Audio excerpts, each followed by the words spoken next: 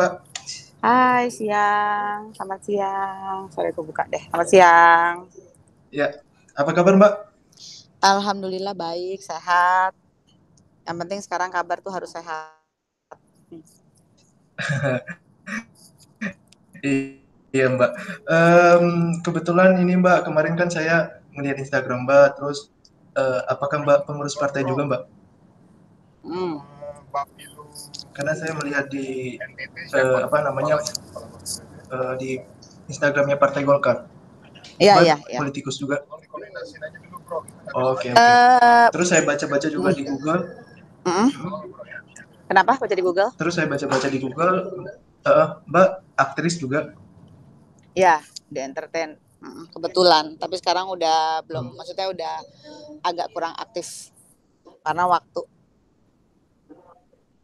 Oh oke oke. Heeh. Nah, ini kan temanya tentang kemajuan perfilman yang ada di Indonesia nih, Mbak. Kalau boleh tahu kan, Mbak juga udah apa namanya bergulir di dunia perfilman. Nah, bagaimana Ya. tanggapan Mbak tentang perfilman yang ada di Indonesia, Mbak? Oke, tanggapan aku ya mengenai perfilman Indonesia sekarang udah bagus ya. Maksudnya cerita-ceritanya juga yang udah tayang di bioskop juga bagus-bagus, secara gambar juga udah bagus. Udah oke lah, maksudnya udah nggak kalah. Kan kita juga berapa kali sempat masuk nominasi ini kan ke nominasi Asia gitu kan.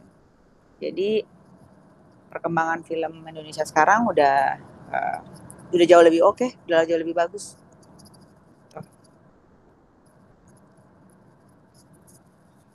Tapi kalau misalnya sebelum Mbak terjun ke dunia Nah, film, nah itu tanggapan Mbak sebelum terjun ke dunia film, mungkin zaman-zaman dulu itu bagaimana sih Mbak perfilmannya? kalau kan ini seiring apa waktu ya kan maksudnya perkembangan zaman juga. Mungkin waktu zaman Hmm, aku di hmm. entertain itu kan start dari tahun 2000 2000 dari 2000. Itu juga nggak langsung ke acting tapi aku ke ini dulu ke apa model klip iklan gitu kan ya dilewatin sampai akhirnya dapat kesempatan untuk acting di sinetron gitu. Nah mungkin zaman aku saat itu masih tahun-tahun 2000 ya sebenarnya juga udah banyak yang bagus tapi sekarang kan bedanya banyak sekali film yang angkat dari novel-novel gitu. Dan banyak juga novel-novel sekarang penulis-penulis muda juga bagus-bagus ceritanya sehingga kalau sekarang lebih lebih ini aja lebih apa eh, bervariatif gitu kalau film. Kalau zaman dulu kalau di tahun 2000-an itu kan kayaknya lebih hits film-film horor kan. Film-film horor. Nah, kalau sekarang banyak film-film yang mereka angkat dari novel tadi kayak Dilan. Terus yang kemarin pun saya terakhir syuting tuh film yang sebenarnya harusnya tahun ini tayang di bioskop akhirnya cuma tayang di Netflix kemarin. Baru kemarin tayang sama Jeffrey Nicole sama Aurora Ribeiro itu juga ngangkat dari novel. Judulnya Ketika Hujan Jatuh ke Bumi. Maksudnya sekarang tuh banyak mengangkat cita-cita kayak kehidupan keluarga, remaja. Terus juga film-film biopiknya juga bagus-bagus, sejarahnya dikemasnya juga bagus. Ya kan kayak kemarin ada R.A. Kartini dikemasnya juga bagus. Sutradaranya juga sutradara muda sekarang juga kan mereka banyak yang lulusan sekolah-sekolah juga di luar sehingga kreativitas mereka juga lebih lebih berkembang terus. Tapi Mbak, bagaimana dengan penonton yang ada di Indonesia Mbak? Karena kan kita juga melihat bahwa Hmm. penonton di Indonesia sekarang ini kebanyakan menonton film-film yang ada di Indonesia itu tentang hal-hal yang romantis saja. Itu menurut Mbak bagaimana? Atau mungkin ada tanggapan lain Mbak? Kalau film-film romantis itu kan sebenarnya film-film yang ini ya, yang apa tuh ya eh, penyukanya mungkin ya anak-anak ABG, remaja gitu kan ya. Eh, yang orang kan sekarang mau nonton itu kan pengennya refreshing, dan apa yang pikir berat sehingga orang nonton pengennya happy ending gitu. Jadi kalau misalnya penonton sekarang sukanya film-film romantis ya itu karena memang marketnya di bioskop juga kan kebanyakan anak-anak umur-umur milenial kan yang suka pada nonton bioskop malam minggu. Kalau kan biasanya kalau film tuh kalau aku lihat ada ininya ya, ada kayak kalendernya gitu. Kalau misalnya liburan anak-anak sekolah, baru tuh film-film tentang anak-anak, petualangan anak-anak gitu. Kayak kemarin tuh filmnya siapa tuh yang anaknya Nola Ebitri kan tentang anak-anak gitu. Tapi kalau misalnya yang mayoritas normal di tanggal-tanggal normal ya biasanya film-film, kalau nggak film tentang drama percintaan ya biasanya film itu apa horor-horor gitu. Tapi horor sekarang juga nggak kayak zaman dulu kan. Kalau zaman dulu kan dari gambar juga udah gimana gitu udah. Kalau sekarang masih inilah masih masih ditontonnya masih berani. Kalau zaman dulu zaman Susana kayak ngeri banget tuh nonton film horor. Tapi Mbak, apakah produksi film yang ada di Indonesia ini kan, eh, saya pernah baca di berita bahwa produksi film di Indonesia itu masih belum merata ke pelosok-pelosok nih. Nah, bagaimana Hmm. tanggapan Mbak sendiri tentang produksi film yang ada di Indonesia karena belum meratanya ke daerah-daerah yang ada di Indonesia? Nah itu gini, kalau masalah merata ya itu tadi kan banyak nggak banyak juga. Biasanya kan kalau bioskop itu kan sekarang nyatunya sama mall ya, sama plaza, sama mall. Hmm. Dan mungkin banyak di daerah-daerah terpencil yang kabupaten itu belum tentu ada mall. Biasanya kan hanya di kota-kota besar, sehingga yang di daerah-daerah terpelosok itu pelosok-pelosok mungkin nggak bisa menikmati film di bioskop kecuali dia memang harus berkunjung ke mall di kota besar baru mereka bisa nonton bioskop. Terus kalau masalah film itu biasanya yang saya tahu 21 itu kan juga melihat kualitas filmnya. Ini filmnya grade apa? Kalau grade A dia akan tayangkan di semua hampir kota besar, bahkan di Jakarta. Cuma kalau dianggap ini grade C, karena kan kalau film itu sama tuh ada grade A, B, C setahu aku ya. Nah kalau udah masuk ini kategori grade C gitu biasanya, ini pasarnya pasti pasarnya nggak bisa nih orang-orang di kota. Akhirnya dilemparnya kebanyakan ke daerah-daerah. Daerahnya mungkin kayak di Medan, di Makassar gitu. Karena kan itu juga harus lihat pangsa pasarnya kan kalau film. Biasanya kalau yang model-model drama remaja metropolis kan itu harus di kota besar gitu misalnya. Tapi kalau misalnya kita melihat juga nih Mbak, masalah-masalah yang ada di Indonesia sendiri tentang perfilman, kenapa masih maraknya bajakan-bajakan film, dan itu mungkin tidak ada mungkin sanksi pidana atau seperti apa Mbak? Susah juga sih kalau ngomong bajakan, kadang kan itu oknum juga ya kan. Malah kadang yang membajak itu sendiri juga sebenarnya orang-orang itu juga gitu. Karena tapi gini kalau ngomongin bajakan itu ada rugi dan untungnya. Mungkin ruginya buat si produsernya ya, si production house-nya memang sudah memproduksi dengan biaya mahal untuk membuat film kan. Budget untuk buat film kan nggak murah, besar gitu ya, besar sekali gitu, lumayan lah, lumayan budgetnya lumayan gede. Nah sementara kalau keuntungan dari dibajak kan pasti film itu lebih merata, lebih banyak yang nonton karena orang akhirnya lebih milih pada beli bajakannya.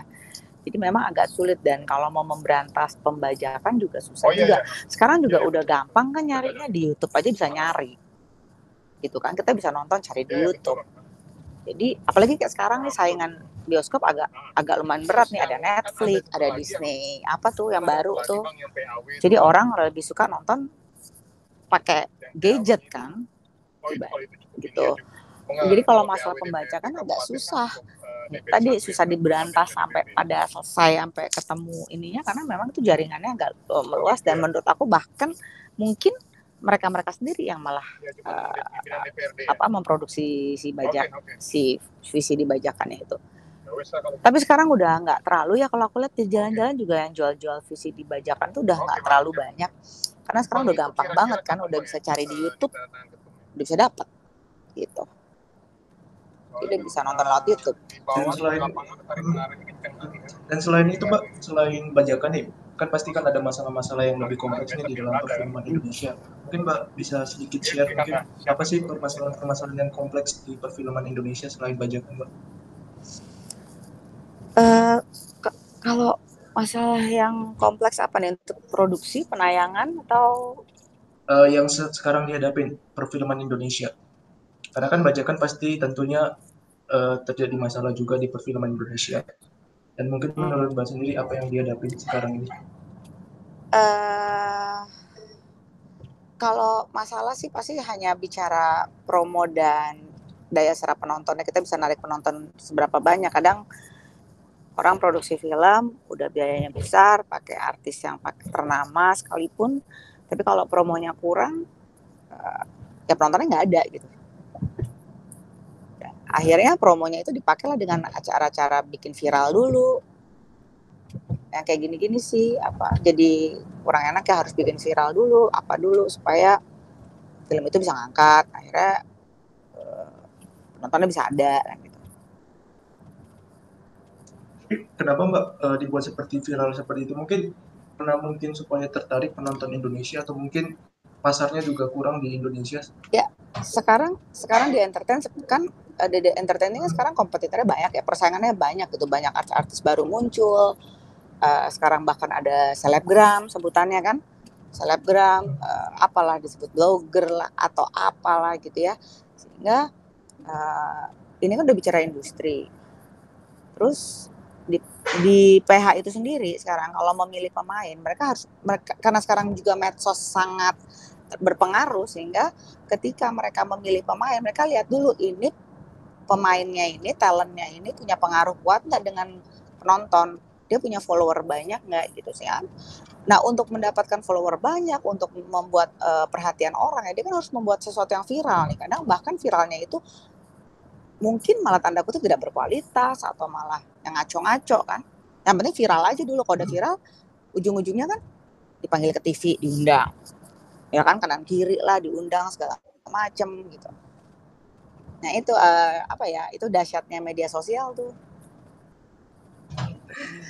Tapi menurut Mbak sendiri nih, artis-artis yang pengen viral dan juga orang-orang yang pengen viral juga, Kenapa? ini bagaimana sih Mbak? Nggak bisa dimusnahkan nih Mbak.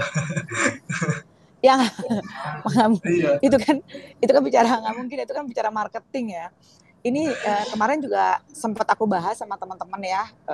Kita bahas waktu itu, aku ada sempat bahas diskusi masalah ini sama Aming kemarin, karena kan memang kebetulan aku ada sempat kerja sama Aming kan kemarin gitu. Kita ngobrol masalah viral-viral ini. Ya gimana, sekarang memang trennya lagi kayak gitu kan? Trennya kayak Iya. gitu. Bahkan untuk menuju viral aja dia harus menceritakan kisah yang mengekspos kisah dia yang sebenarnya itu harusnya nggak etis buat dikeluarkan, tapi ya karena dia pengen viral ya kayak gitu, harus begitu. Nah sekarang artis itu nggak akan ngetop atau nggak akan dikenal orang kalau nggak viral. Mau kita sinetronnya banyak, mau ngeluarin albumnya, singlenya banyak, tapi kalau nggak bikin sesuatu yang boom gitu, ya orang nggak lihat. Untuk menarik orang lihat ya tadi harus bikin sesuatu yang ya mau nggak mau. Bahkan hal yang kadang kita berpikir bahwa hatersnya banyak, tapi justru dengan haters banyak itu malah dia jadi naik ratingnya kan. Susah juga. Kembali kepada ininya juga kan, kembali pada netizennya suka yang kayak gitu-gitu, tayangan yang kayak gitu-gitu, ya akhirnya orangnya, si para pelaku seninya juga akhirnya, atau pelaku entertainnya juga akhirnya mencoba untuk begitu, mencari pangsa pasar dengan begitu, menjual diri dia lah ibaratnya dengan begitu.